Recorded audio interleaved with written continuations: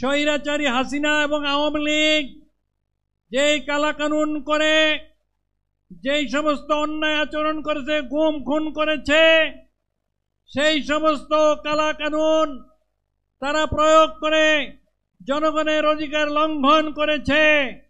এই 36-এর 24-এর জুলাই যোদ্ধাদের সংগ্রামের অনিবার্য দাবি হচ্ছে এই সমস্ত কালাকানুন বাতিল করে সংস্কারের ব্যবস্থা করা। জামাত ইসলামী বাংলাদেশ ইতিমধ্যেই এই সংস্কারের লক্ষ্যে 41 দফা প্রণয়ন করে জাতির সামনে এবং অন্তর্বর্তীকালীন সরকার জন্য উপস্থাপন করেছে।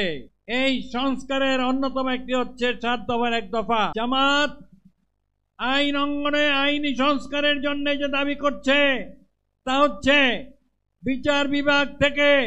বিচার বিভাগকে নির্বাহী থেকে আলাদা করতে হবে। বিচার বিভাগকে আইন মন্ত্রণালয় থেকে আলাদা করে সুপ্রিম কোর্টের অধীনে একটি আলাদা মন্ত্রণালয় প্রতিষ্ঠা করে সচিবালয় প্রতিষ্ঠা করতে হবে। আইন প্রণয়ন এমন ভাবে করতে হবে যাতে আগামী দিন বিচারপতি নিয়োগের ক্ষেত্রে স্বচ্ছ ন্যায়পরায়ণ নীতি অবলম্বন করা হয়। বিশেষ করে উচ্চ আদালতের বিচারপতি নিয়োগের ক্ষেত্রে এই নীতির ব্যর্থ হওয়ার কারণে আমরা বিচারপতিদের কারো মুখ থেকে শুনতে পেরেছি আমরা শপথবদ্ধ রাজনীতিবিদ।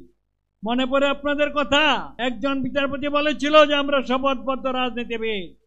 আমরা এমন বিচারপতির রিক্রুটমেন্ট চাই না, আমরা মৌলিক সংস্কার চাই। সাইবার অ্যাক্ট 2023 অবিলম্বে কালাকানুন বাতিল করতে হবে, যে অ্যাক্টের মাধ্যমে বিরোধী দলকে নির্যাতন নিপীড়ন করা হয়েছে।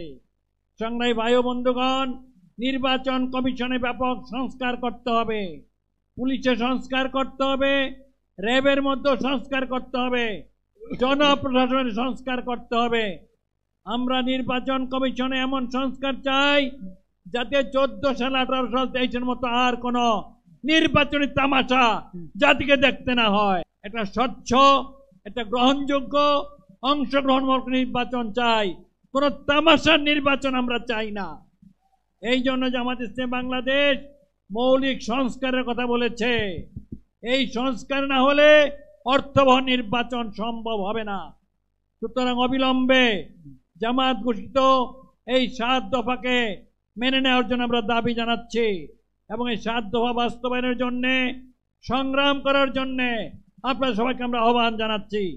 পরিশেষে বলতে চাই যে এই সমস্ত শহীদের রক্ত দিয়েছে, অঙ্গ দিয়েছে, অঙ্গহানি করেছে, জীবনের জন্য পঙ্গুত্ব বরণ করেছে, তারা একটা বৈষম্যহীন, একটা ইনসাফপূর্ণ সমাজ দেখতে চায়, সেই জন্য জীবন দিয়েছিল। আর একমাত্র ইসলামী সমাজ হচ্ছে সেই সমাজ যা মানুষের সুষম শান্তি প্রতিষ্ঠা করতে পারে, বৈষম্যহীন সমাজ উপহার দিতে পারে। জামাত ইসলামী বাংলাদেশ এই ইসলামী সমাজ কায়েমের জন্য লড়াই করছে, আন্দোলন করছে। এই লড়াইয়ে আপনাদের সবাইকে অংশগ্রহণ করার আহ্বান জানিয়ে আমার বক্তব্য শেষ করছি। আসসালামু আলাইকুম ওয়া রাহমাতুল্লাহি ওয়া বারাকাতুহু।